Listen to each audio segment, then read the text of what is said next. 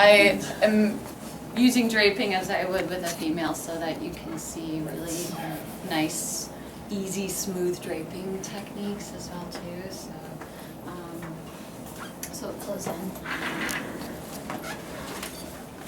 So I use pin and stretch a lot because my whole goal is to mobilize tissue, create muscle balance, and create joint mobility as well. So tissue pliability, I guess I would say, rather than mobility.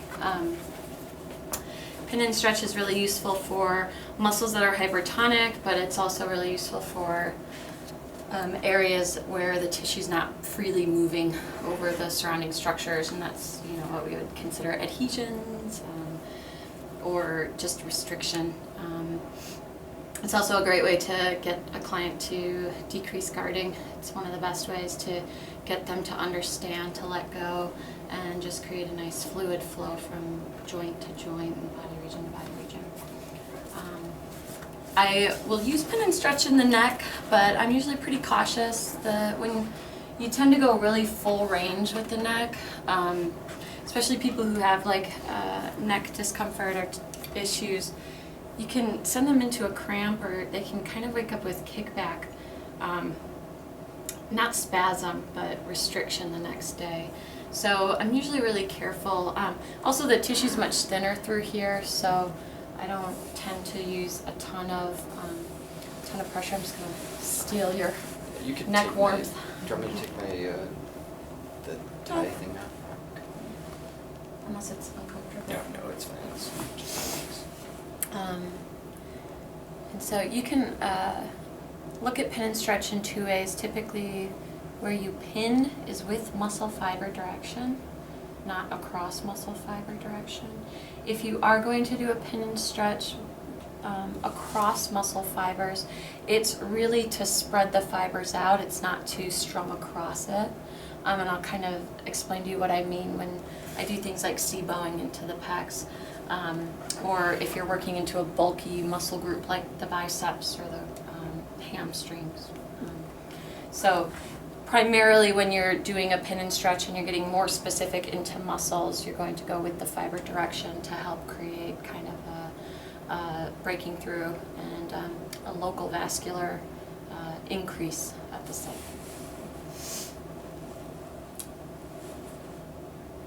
So without lotion, you can do a very specific pin and stretch at the occiput here and really at the attachment sites.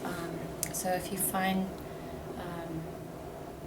the occipital ridge and you slip just off of it, you can actually do just a little rock and tilt pin and stretch, which is really targeting that suboccipital space.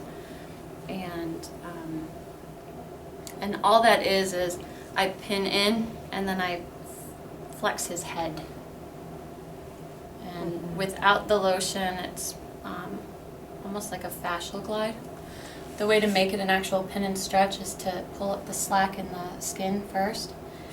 So if I pull his skin up this way and then sink in and then stretch, I'm actually stripping through the muscle without creating any drag on the skin. Okay. That's actually how I do trigger point release.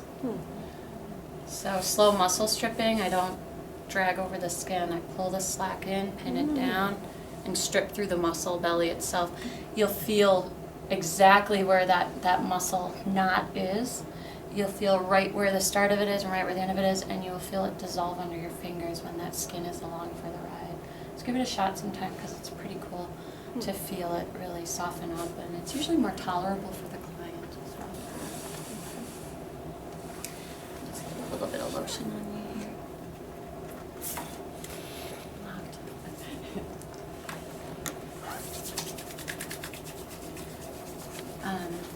You guys have probably done like the pin and stretch with the traps a little bit, sometimes. So pin and stretch with the traps, you can do it as a soft fist.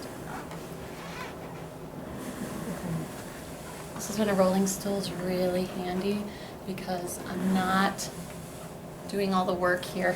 It's really just getting in and moving away. The key to a good pin and stretch is slack.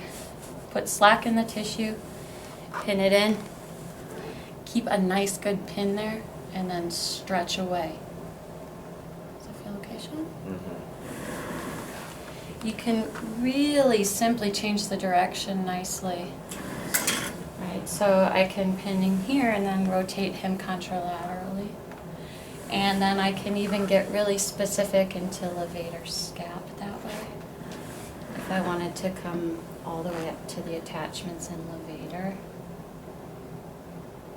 If I'm going to get really specific with one finger or a couple of fingers, slow down your stretch. When you're doing something much broader like this, you can be a little bit more rapid with it. If you're lighter, you can get a little more quicker movement there. But as you get more specific, keep in mind the comfort level of your client. How was your bottom hand up there? So I find with me a lot, I get a lot of tension, like trying to hold their head. So my grasp tends to be like mastoid to mastoid, and my hand's pretty. I've got long hands. So, my thumb is kind of cupped around here, but I'm not squeezing him really hard.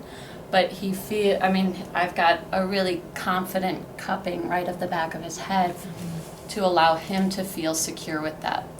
So if I was a little bit awkward here, unsure of my handling, he would probably be wanting to help me a little bit more. So typically what I'll do is I'll come underneath the neck here, just around like this, and then come up and right onto the mastoid and really have kind of the occiput in my hands. And that way, no matter what I'm doing, if I want to stand up and move him, I've got this to kind of also catch him with my forearm. I can turn him any direction, let go to do something, and then kind of switch really easily to the other side that way too.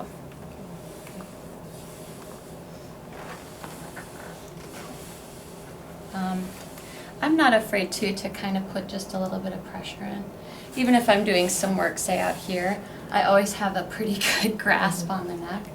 It's a good distraction method too for tender areas. So if I'm holding into a trigger point or tender point, which is pretty common around this site, with this firmer grasp here, his brain is picking up so many different sensory input points that this is not going to feel as intense.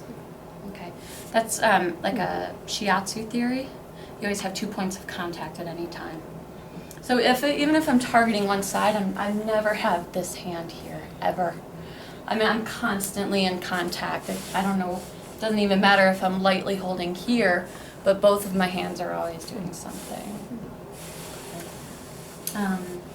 And even if I go to one side, this is kind of how I'll work. My other hand just automatically goes onto my client, while this hand, say, gets specific. And I'm not afraid to just play around and try different things. If I think, I wonder if it would feel really good right now if I just did that for a minute. Right? And then just kind of come back to this side. It's different, and it's sort of like and this is just, if I wanted to, and I wanted to stop and just do some fascial work, you can kind of make a really nice transition, and then just stop and be still for a minute, and I could maybe take him through a few cycles of breathing. Especially if I know I'm about to take you into maybe some uncomfortable work here. We're going to get into just a little bit of work into your shoulder here. So before I do that, it's going to be really important for you to focus on your breathing. So as I'm holding here, I want you to feel your breath come past my hands all the way down into your belly here. And just feel your rib cage expand as you do that. You should also feel it expand down into the table. So anytime you feel like the work's getting a little bit uncomfortable, just really go back to your breathing. And then speak up if it's just becoming too much for you.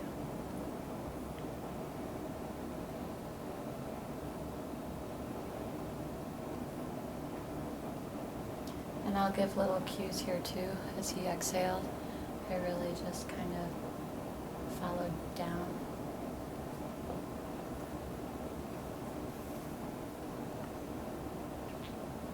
It just feels comforting.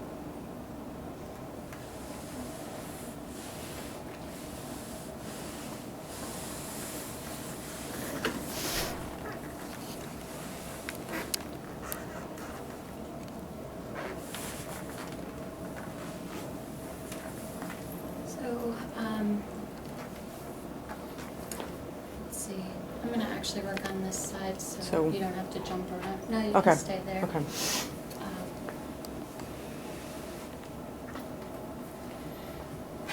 If I know I'm going to be moving him a lot, I'll even do a pretty tight drape across the chest like that. Or for a female, I would. Right? You can lift them up and just give a really gentle tuck through there.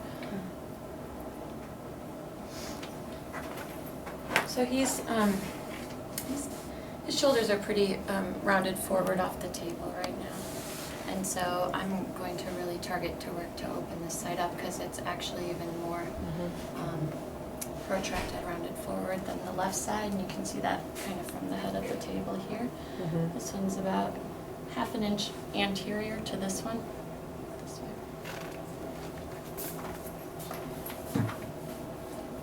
So I'll show you 2 different types of pin and stretch. One is with C-bowing, and that's kind of getting fibers spread out. I'll do that with having the muscle slacken. That would be like for pec major. So you've got fibers here, here, and here.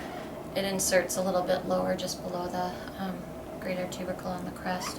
So you can kind of see where that point of fiber direction is. And for muscles that are fan shaped, this is a really nice technique. And the whole goal is to kind of spread the fibers this way. I'll show it to you kind of as a fascial first. But even just like this, he's slackened. You don't have to be quite this far unless you're really going to do specific work here. But this position is just not great for having them relax into your hand because this just encourages him to help me. So anytime you can, try to keep the arm on the table so you can get kind of a little let go there. Or grasp kind of really close to the client. Either put their hand around their waist like this, and that way you can get right into there. And if I feel him helping me, I can say like, push your elbow into my hand a little bit there. Good, now relax out of it. Good.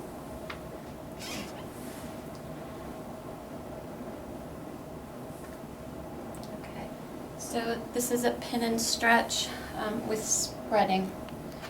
So for him, for any client really, you don't want to put pressure on the head of the humerus.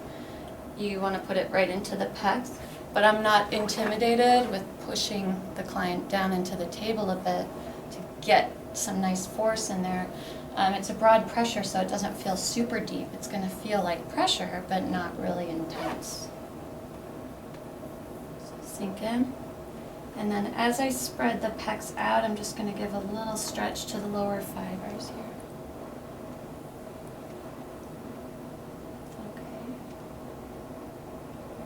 And I don't have any lotion on him, so my stroke is not really wide or broad. Show it to you with some lotion so you can see. You can make it much broader.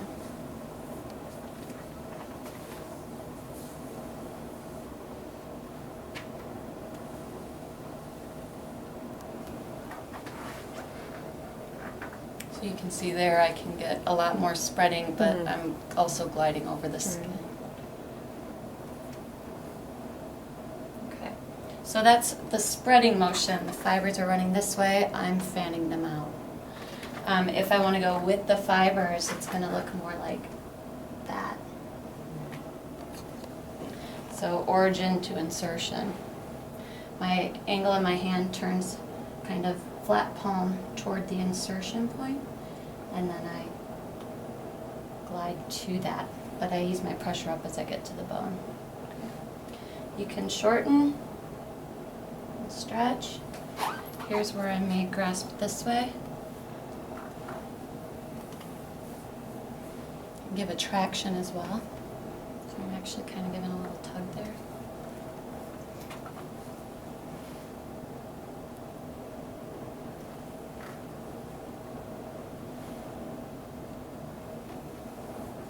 Okay.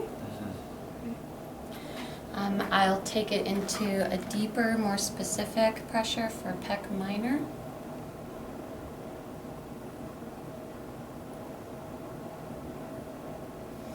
Okay, this can be tender for some people. Should be able to exhale through it. If it's too much, let me know. So here I use more of a scooping. I'm starting high and straight into the tissue. I flatten out and push away. Okay, so it's